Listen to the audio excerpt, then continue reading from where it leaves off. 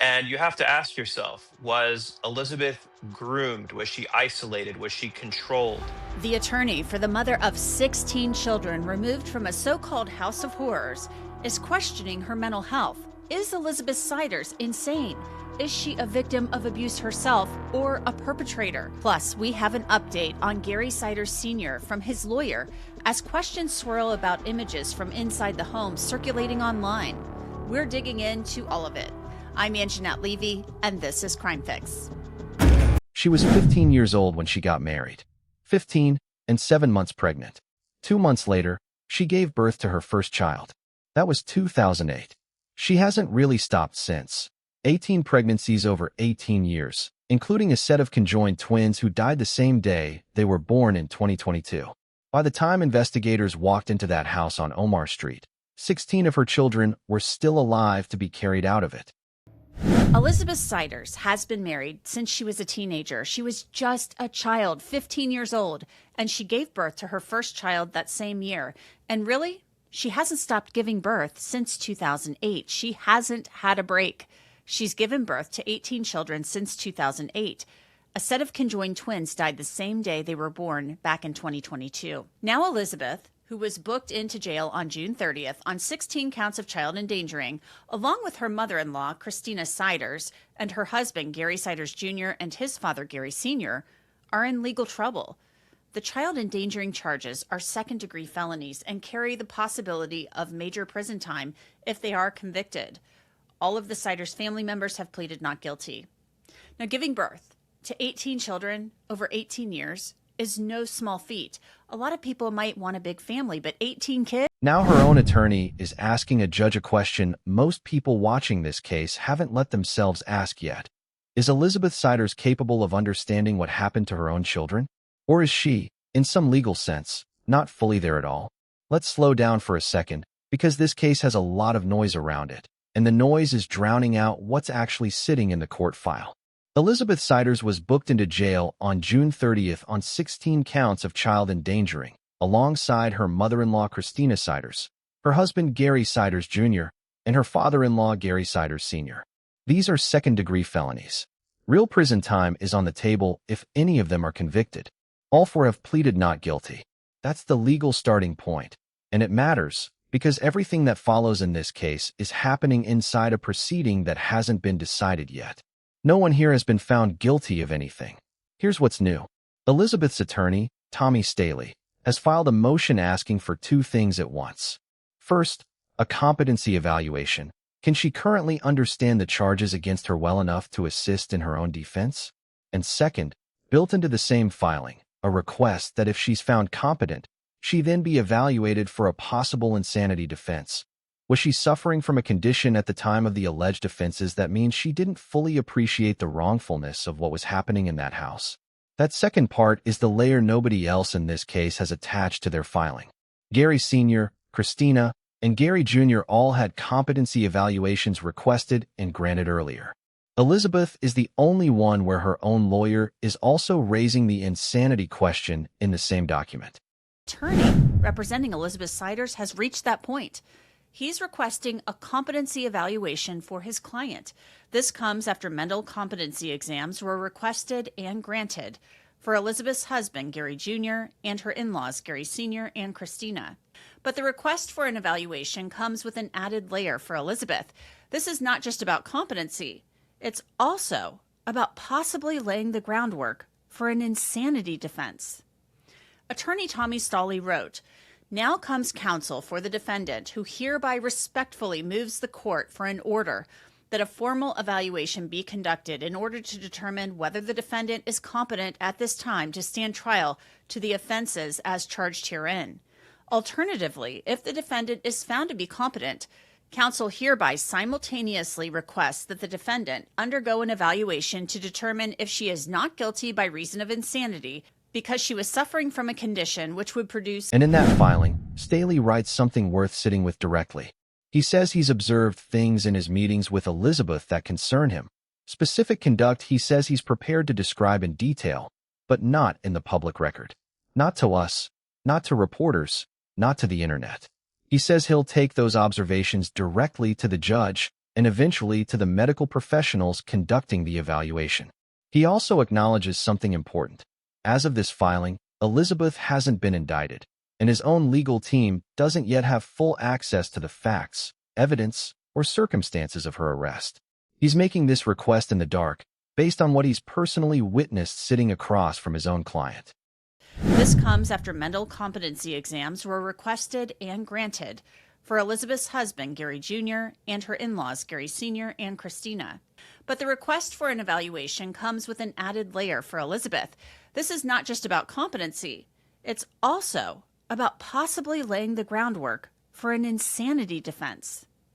Attorney Tommy Stolle wrote, "Now comes counsel for the defendant, who hereby respectfully moves the court for an order that a formal evaluation be conducted in order to determine whether the defendant is competent at this time to stand trial to the offenses as charged herein. Alternatively, if the defendant is found to be competent, counsel hereby simultaneously requests that the defendant undergo an evaluation to determine if she is not guilty by reason of insanity because she was suffering from a condition which would produce legal insanity at the time of the alleged offenses. Defense counsel makes this motion in good faith to determine defendant's mental condition at the time of the offenses charged and whether defendant is competent to stand trial on the offenses charged." Stolle said he's observed things in his meetings with Elizabeth Ciders that concern him. Stolle wrote, "Counsel is prepared to provide a more detailed accounting of his concerns and the specific conduct giving rise to the concerns directly to the court and eventually to the evaluating medical professionals." So Stolle is signaling that he would like to share the information with the judge and not the public. But he also says he's still in the dark about much of the case. Stolle continued, "As of the filing of this motion, the defendant has not been indicted, and therefore, counsel does not have all of the facts, evidence, or circumstances of this case or the defendant's subsequent arrest. However, in the interim, counsel has met with the defendant on numerous occasions and for extended periods. During these interactions, counsel has been able to observe the defendant's demeanor, conduct, and comprehension. These interactions lead counsel to believe that the defendant may be suffering from significant mental health issues and that competency may be an issue and a clear impediment to the defendant's ability to assist in her own defense." So what has he seen that he isn't telling the public? That's the question this filing leaves open, and it's not going to get answered in this video, because it hasn't been answered anywhere yet. Here's where the case gets complicated in a different direction. Elizabeth's brother, Jeremy Russell, has been posting on Facebook throughout this case, and his posts paint contradictory pictures depending on which one you read. In one, posted after the competency request for the other family members went public, he writes that he doesn't think his sister was playing dumb the way he suggests the rest of the family was. He says the mother-in-law coached my sister to stay away from their birth family, that Elizabeth was so brainwashed, and that the in-laws were collecting welfare, buying cars, posting on Facebook. All of this comes after Elizabeth Ciders' brother Jeremy Russell posted on Facebook about Gary Sr., Christina, and Gary Jr. asking for those competency evaluations. Jeremy Russell wrote, "I don't think my sister would play dumb, the rest of the family playing goofy. My sister believed she was in good hands. She thought she was doing the right thing due to them. Them people I have nothing good to say about. Playing goofy, collecting welfare. The mother coached my sister to stay away. They have my sister so brainwashed. The mother got the welfare at the end of the year. Buying cars, posting on Facebook. That's what they just did to my sister." Now, what Jeremy Russell means by the mother got the welfare at the end of the year isn't clear. The county prosecutor said previously he was only aware of Gary Sr. and Christina receiving government benefits. But this isn't the first time that Jeremy has posted about his sister. Back on July 5th, Jeremy posted, "Got a lot of Facebook investigators, LOL. You're in for a ride. I've been telling you all. My remorse, I don't care. I really..." It's worth pausing on one detail here, because precision matters in a case like this. The county prosecutor has said publicly that, as far as he's aware, only Gary Sr. and Christina were receiving government benefits, not Elizabeth or Gary Jr. So when Jeremy alleges the family profited off welfare, that specific claim doesn't currently match what the prosecutor has confirmed. That doesn't mean Jeremy is lying. It means this is an unverified claim from a family member, not an established fact, and the two should be treated differently. Jeremy's other posts complicate things further. On July 5th, days after the arrests, he wrote about being harassed online over the case, saying he didn't care, that he'd told everyone about welfare issues, seemingly frustrated that state investigators hadn't acted sooner. On the day of the arrests themselves, he posted about meeting Gary Jr. months earlier, describing him with visible contempt, and said he regretted not confronting him that night. In the same breath, Jeremy has defended his own parents, Elizabeth's parents, against public criticism for allowing her to marry at 15 in the first place. That's not a clean narrative from anyone close to this family. That's a set of posts with real internal contradictions, and those contradictions matter more than any single quote pulled out of context, because both prosecutors and defense attorneys will eventually have to account for all of it, not just the parts that support one side. We spoke with forensic psychiatrist Dr. Daniel Bober about the core tension running underneath this entire case, because on paper, it can look almost like two separate people occupy the same defendant. There's Elizabeth, the possible victim, married as a child, pregnant 7 months into that marriage, 18 pregnancies across roughly 2 decades inside the same household, allegedly isolated from her birth family, potentially controlled to the point that, according to a 2014 Facebook post attributed to Gary Jr., someone using his account demanded that photos of Elizabeth be taken down from social media, phrased in a way that suggests it may not have been Elizabeth herself managing her own online presence at all. Then we have this very odd Facebook post from Gary Jr. in 2014, and it suggests potentially that he was trying to control her. He stated that, hey, this is something to the effect of, this is Elizabeth. If you are putting pictures of me on social media, take them all down. I think we can infer, I mean, you and I have been around long enough to know that potentially Elizabeth was not using her husband's Facebook and saying, this is Elizabeth, take all the pictures of me down. Don't share them anyway. What does that tell you? Yeah, it tells me that there was a high degree of control over her. I mean, think about this. What it would take to hide these kids, to fly under the radar for this long. Is it something that Elizabeth did by herself? Hard to. Dr. Bober pointed to a recognized pattern that shows up in cases involving long-term coercive control, learned helplessness, where a person comes to believe there's no way out even when options technically exist, trauma bonding, a psychological dependence that develops toward an abuser over time, and hypervigilance, a constant low-grade scanning for threat that makes leaving feel far more dangerous than staying. He was careful to note this isn't a formal DSM diagnosis, and that he hasn't examined Elizabeth personally, but the pattern itself is well documented in cases involving prolonged domestic control. Self, a child, 15 years old, goes through 18 pregnancies. I think she lost 2 that were conjoined twins. Mm-hmm. And you have to ask yourself, was Elizabeth groomed? Was she isolated? Was she controlled? Was the activities of the family dictated by her husband and the in laws?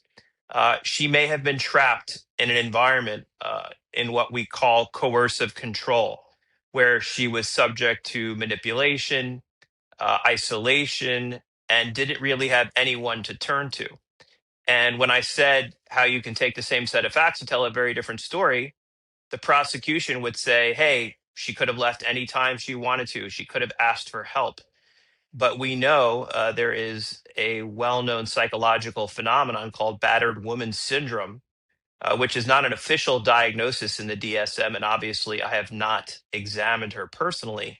But in this particular syndrome, we can see the effects of learned helplessness, believing that there's no way out, trauma bonding, where you become psychologically dependent on your abuser, and a situation where you're hyper vigilant, you're always looking for threats in the environment, and you don't really feel like you can leave. And this is why a lot of people in the public will say, well, why didn't she just leave? Well, this is the reason. So it will ultimately come down to, I believe, a battle of the experts in this case to show that Elizabeth may not have had the psychological mechanisms or abilities to leave this relationship and may have had less culpability than the prosecution may believe. And then there's Elizabeth, the defendant. Dr. Bober was direct about this side of it too. Whatever was done to her, she still had a fundamental duty to protect 16 children, and coercive control as an explanation doesn't erase that legal obligation. If her defense is going to lean on something like battered woman syndrome, they'll need to pair it with actual expert testimony establishing it applies to her specifically. And if they're pursuing a formal insanity defense under Ohio law, the bar is higher still. They'd need to prove, by a preponderance of the evidence, that a mental illness or defect meant she couldn't appreciate the wrongfulness of her conduct at the time. Dr. Bober noted that standard is typically applied in cases involving violent acts, not neglect, which makes this an unusual and difficult argument for her defense to make. To Perpetrator, what we see is that no matter what she was going through, she had a fundamental duty to care for her children and not allow 16 children to live in a 12 by foot 12 room in human waste. But if we see her as a victim, then we say, but due to her intense abuse, control, manipulation, that, as you say, she was indoctrinated. So maybe the choice wasn't completely hers. If they're going to try to use battered woman syndrome, they're going to need to link it up with expert testimony. And in the state of Ohio, if they're going for the insanity defense, they're going to need to show that because of a mental illness or mental defect that she did not appreciate the wrongfulness of her actions. And in that situation, the obligation is on the defense to prove it by a preponderance of the evidence. So Mhm. it's going to be, I think, a high bar if they're going for the insanity defense, which is usually associated, by the way, with use of force and not child neglect or endangerment. So which is it? Victim, defendant, or, as Dr. Bober suggested, is entirely possible, both at once, with each label limiting rather than replacing the other. Even the people closest to this case don't agree, and the honest answer right now is that nobody outside that house knows for certain, including, quite possibly, Elizabeth herself. There's a detail in the case that neither side has fully explained, and it's the kind of detail that resists a clean narrative. At some point, 6 of the older children were reportedly enrolled in school. Someone filled out that paperwork. Someone put this family on a record that any attendance officer could eventually flag as truant. Dr. Bober called this genuinely surprising. Enrollment puts a family on the radar of the state, not off it, which cuts against the idea that concealment was the sole guiding motive here. If the goal was total isolation, why take a step that invites exactly the kind of institutional attention they were allegedly trying to avoid? Why would, I'm trying to figure out why would somebody want to keep children isolated like that? We know from the records that the 6 older children were enrolled in school at some point in time, back in like the 2020, realm or whatever. Why would you want to keep kids isolated? I mean, kids go to school, they play with people. I'm not understanding the logic here, and we haven't gotten any information to explain that. But what are your feelings as a forensic psychiatrist about a potential motivation for keeping children isolated and, as the prosecutor has said, hidden from the public? Well, we've seen similar cases that could involve the paranoia about government institutions and government control or indoctrination. It could involve a shared delusion about the outside world and being suspicious of their motives. And it could just be that they wanted to control these kids, that they received some gratification from doing that. So it could be any number of reasons. But again, if there is a psychotic disorder, and again, Then there's the part of this story that has nothing to do with legal doctrine and everything to do with what's been circulating online. Images reportedly taken from inside the Omar Street home have been spreading for weeks. A kitchen, a bedroom area with what's described as a dirty mattress, and writing on a wall reading, "God protect him." Law enforcement never released these images. Nobody official has confirmed exactly how they got out. The prosecutor has said whoever took them could themselves face trespassing charges. Elizabeth's and Gary Sr.'s attorneys have said the images reflect extreme poverty, not the deliberate harm prosecutors allege. Prosecutors maintain the family was hiding the children and causing them serious physical harm. Both of those characterizations cannot be fully accurate at the same time. And right now, there's no public, verified account settling which one is closer to true. All of this are questions surrounding images and videos posted online that claim to be from inside the Ciders' home on Omar Street. The images have been circulating for weeks. Law enforcement did not release them, and the prosecutor has said the people who took them could be prosecuted for trespassing. We've obtained images from inside the home that match the images posted on TikTok. Law enforcement did not release these, and Law and Crime did not take these photos. They were shared with us. They show a kitchen and what appears to be a bedroom area with a dirty mattress and writing on the wall that states, "God protect him." All of this makes you wonder, what was going on in that house? The lawyers for Elizabeth and Gary Sr. say it shows extreme poverty. Prosecutors say the Ciders were hiding the children and causing them serious physical harm. We have so many questions when it comes to this case. How are the children doing?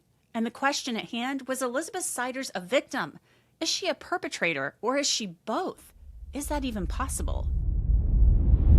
Meanwhile, the county is not treating custody of these children as a temporary measure. Officials are seeking permanent custody of all 16. Legally, a step that severs parental rights entirely and clears the way toward adoption.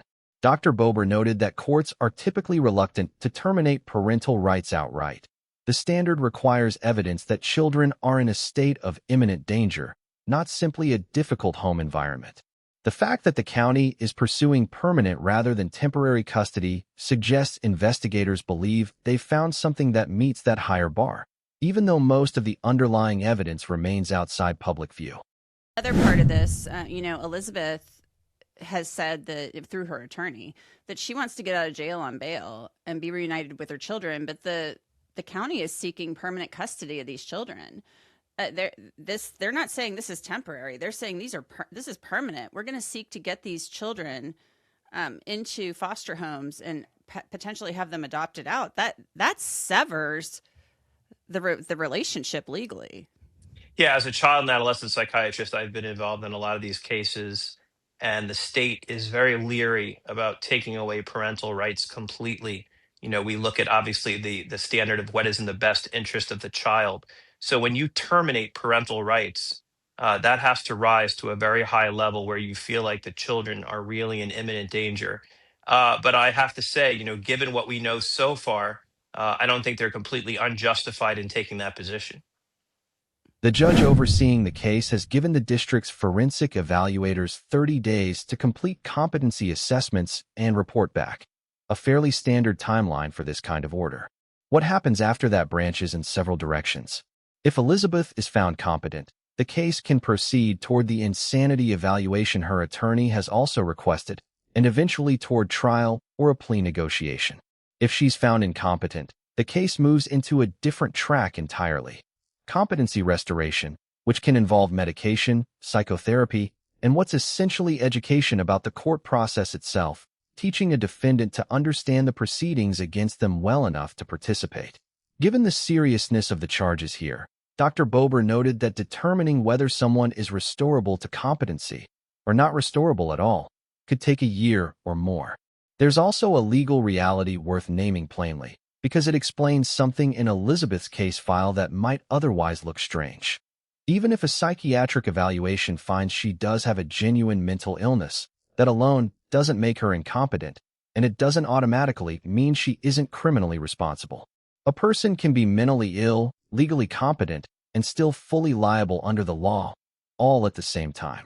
If her defense can't clear the specific bar Ohio sets for insanity, any documented mental illness could instead surface later as mitigation at sentencing, a factor a judge weighs in shaping a punishment, not a basis for acquittal.